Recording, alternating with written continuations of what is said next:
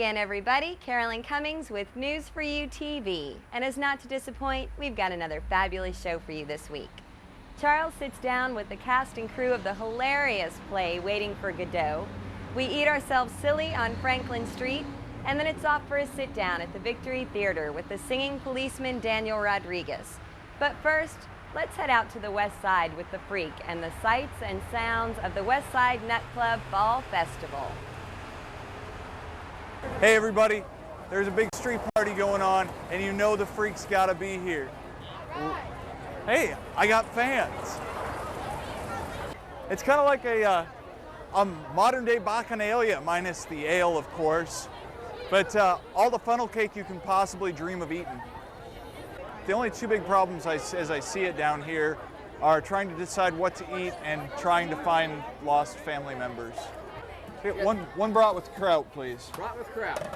$3. Greg Todd, homemade chicken and dumplings. Bowling, folks, you better find 4 top sandwiches. Look, everybody, nearly the whole freaking family's here.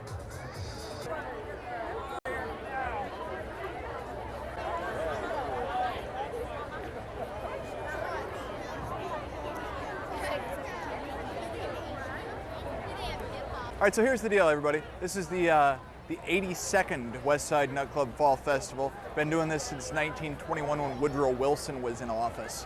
As everybody thinks it's the, oh, look out, Carlton's gonna kill somebody. And she didn't seem any too pleased. Now we're getting heckled. This is beautiful. As long as I'm staying in frame, it's gold. Anyway, it's the second biggest street festival in America, and we're gonna turn around so we don't kill anybody.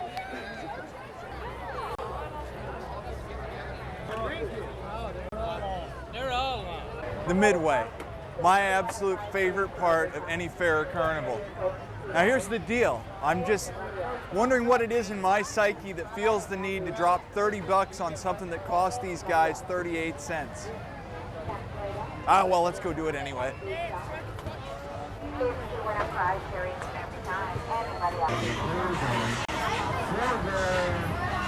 If you're doing the mouse game, all you got to do is rub a little ammonia around the hole you want them to go into.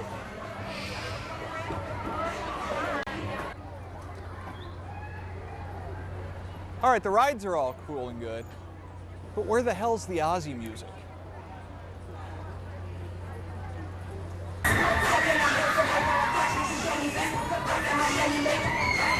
Let me just make this clear. I in no way am suggesting that any of these games are gaffed. I'm just telling you how to do it if you are unscrupulous. Okay, one last bit about crooked games. If you want to make sure a game's not crooked, have the operator come out and do it. If the operator can't do it after years of spending time with it, chances are you can't either.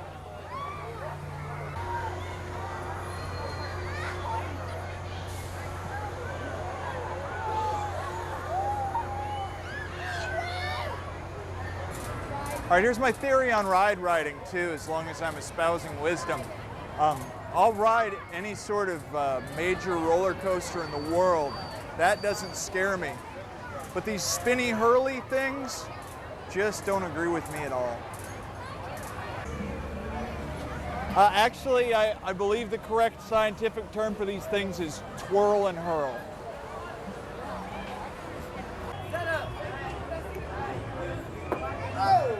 Failure. Oh, look at that! I'm split. All I gotta do now is if I can split the mean, I'm all good. All right, you got one picture. Woohoo! What do you think, Carlton? It's all you, man. It's all me. So many to choose from. The other thing is I'm really, really jealous of the hats.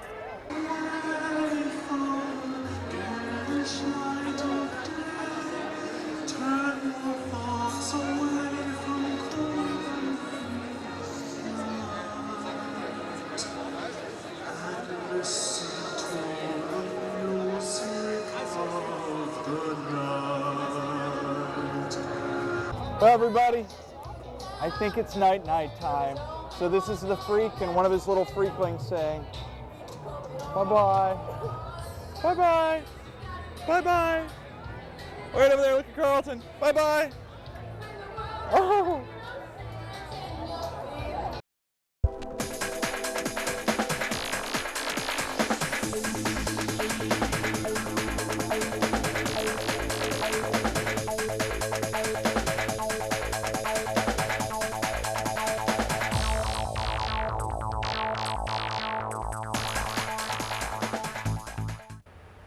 Waiting for Godot is a brilliantly funny play where the two main characters are, well, waiting for Godot.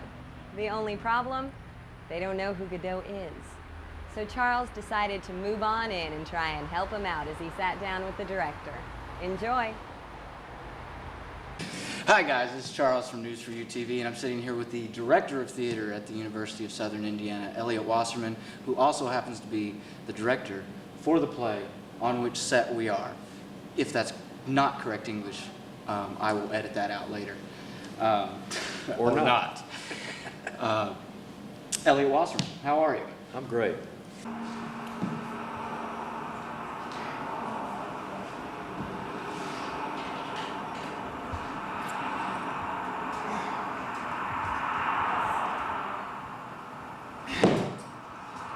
Nothing to be done.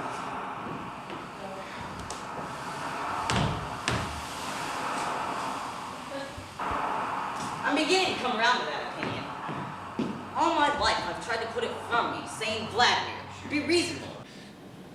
I read this play. It is hilarious. Yeah. And it's absurd. And then I find out that's because it's an absurd comedy. That's right. That's right. Samuel Beckett really pioneers and even invents the theater of the absurd.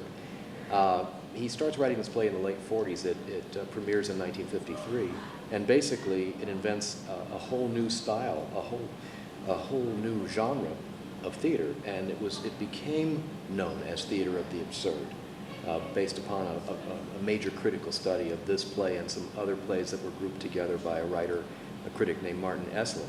But nowadays everybody thinks of theater of the absurd, and they think of Beckett as really the pioneer and the inventor, and he is pretty much those things. But theater of the absurd, you know, there are a lot of ways of describing it, and one way of looking at it is that the characters in theater of the absurd, some people argue that the characters are all aspects of a single person. Existential? Well, yes, existentialism is one of the philosophies that informs that whole period in playwriting, and so it certainly is in the play, but you don't need to know anything about existentialism. In fact, you don't need even to have ever heard of existentialism to enjoy the play. I was talking to myself, asking myself about existentialism, and then I was watching myself. Ask yourself about existentialism. Well, of course, that's actually phenomenology, practicing an existential viewpoint.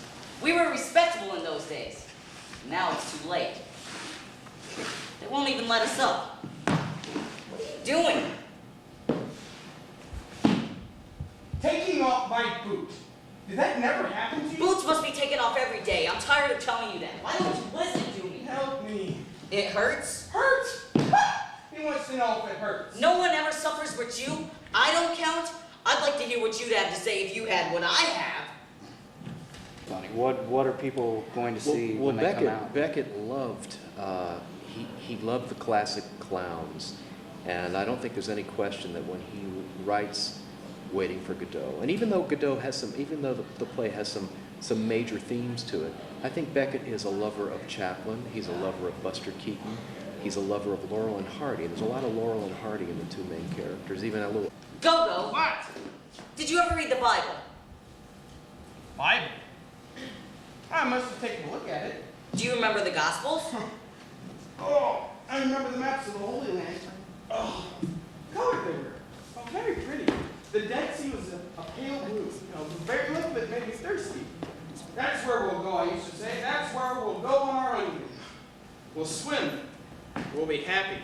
You should have been a poet. I was. Isn't it obvious? Where was I? How's your foot?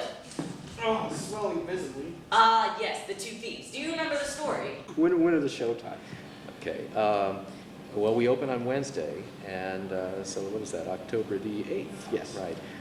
And we played this first week from Wednesday through Saturday, The show times on Wednesday and Thursday are 7 p.m. And then on Friday and Saturday, so it's the weekend and people want to have a drink, they can come and see the show at 8 o'clock. Now, next week, we run 5 days.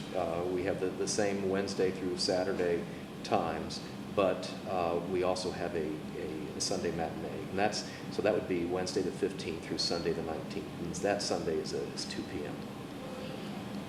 What is... You wanted to speak to me? You had something to say to me. Dee Dee. I have nothing to say to you. You're angry? Forgive me. Come on, give me your hand. Embrace me. Don't be stubborn. Woo!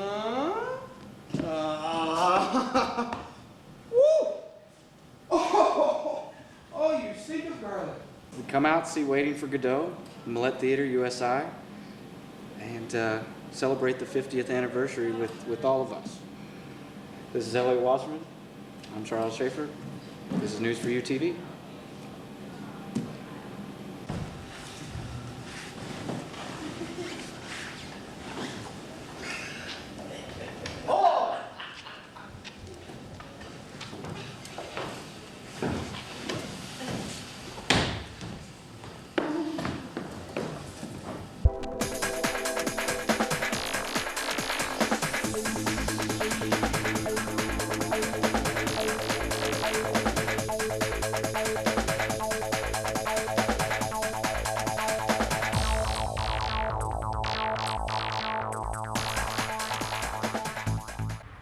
Cheat Chet? That's redneck for did you eat yet? And if you've been down at the Fall Festival, then you probably have. Lucky for you, the team at News4u is never done eating. We went down there and grubbed out. Enjoy.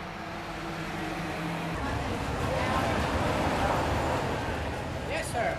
Could I get an 8-ounce chicken and dumplings, please? Yes, sir, you may. This is my one thing that I have to get every single year, and it's very disheartening if I don't get it. So, Or maybe you better take a bon quarter appetit. home. Tiger toe. What's a tiger toe? tail is Oh, cheese dipped in a batter, Okay. and they're very, very good. And what about lion toes? Lion toes, same thing. Same thing. So, well, let me have one. What the hell? Let's give it a shot. What do you need? Lion toes. This is gonna scald my mouth. How many toes have you gone through? Anything else? 2. Woo!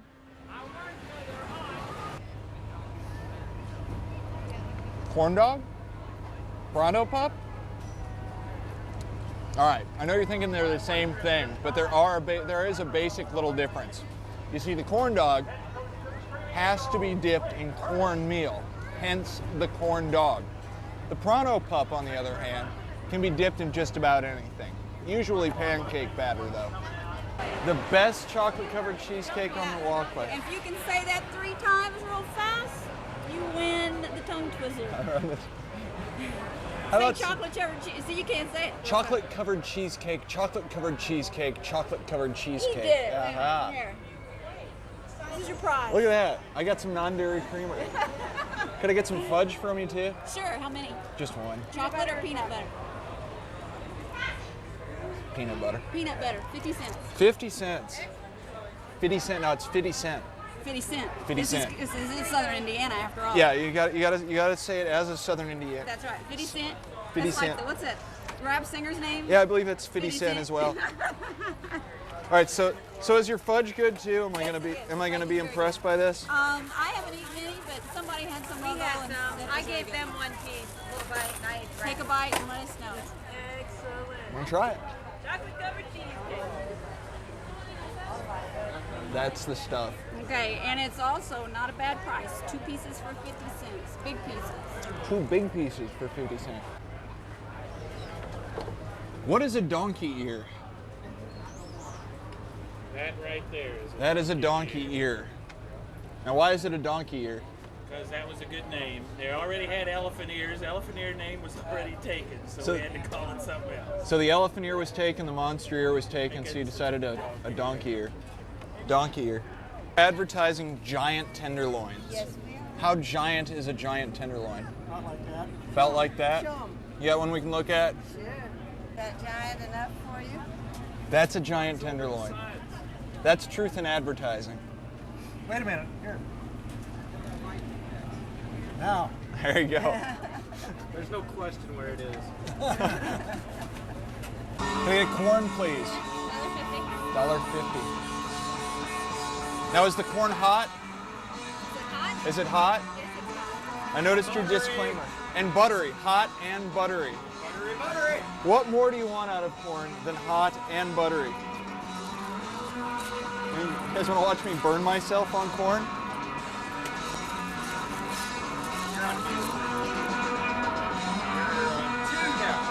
It's hot and buttery. Now, what is a hot kiss? Hot kiss is a Hershey's Kiss wrapped in a sweet dough that's fried with powdered sugar. More sweets. All right, fire it up. Let's try one. I'm gonna go into sugar shock. That's only $1.25. Between the puppy chow, the fudge, and now the hot kisses. Sounds like a night that'll get you in trouble with your wife. Yes, exactly. That does. It's puppy chow, hot kisses, and fudge. Here we go. Hot kisses.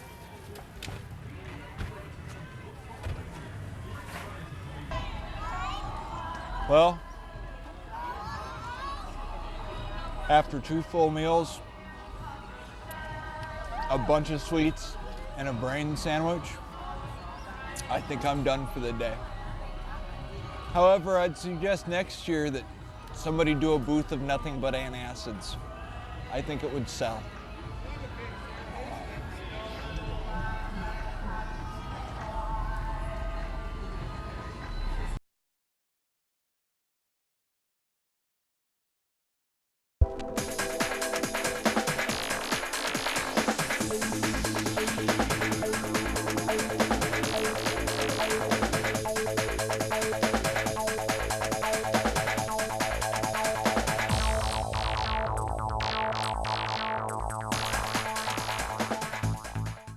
His voice helped bring a nation together after the tragedy of 9/11.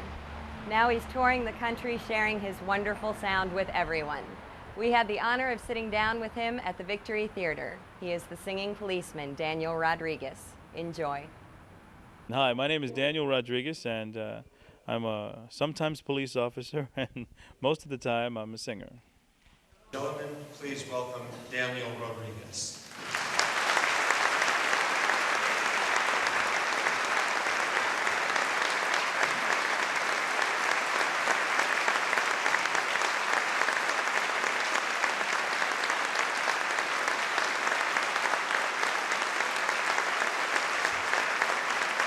I've been singing professionally since I was 13 years old. I started studying with Elliot Richard Dorfman from Juilliard when I was 13, and I joined a repertory company, the American Youth Repertory.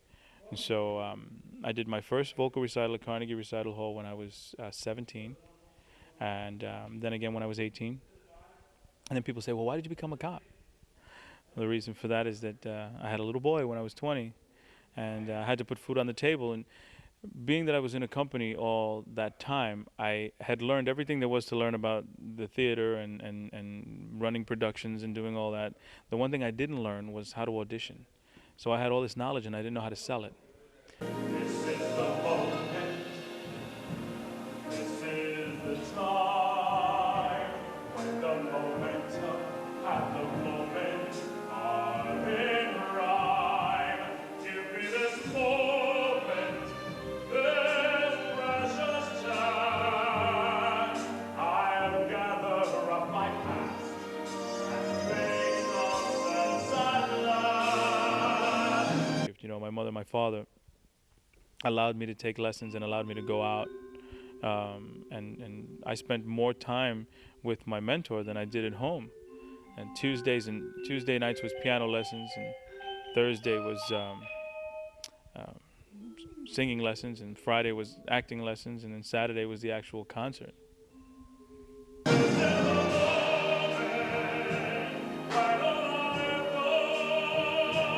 All of my dreaming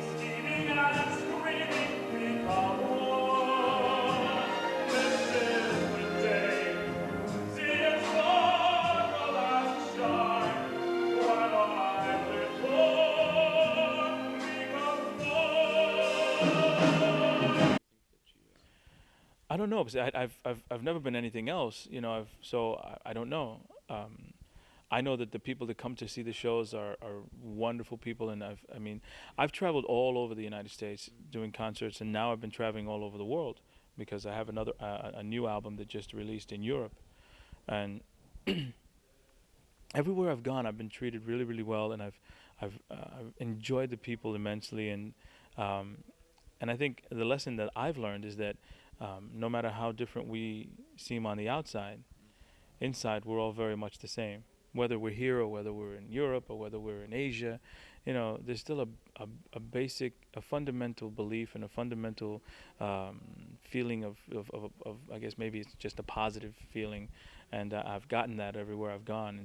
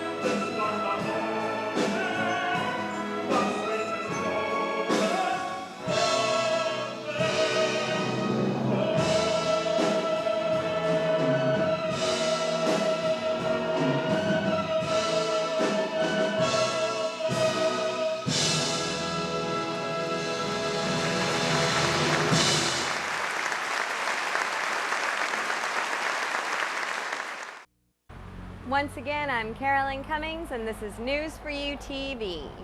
Next week's show, look out, because we're going to Indiana Downs for some off-track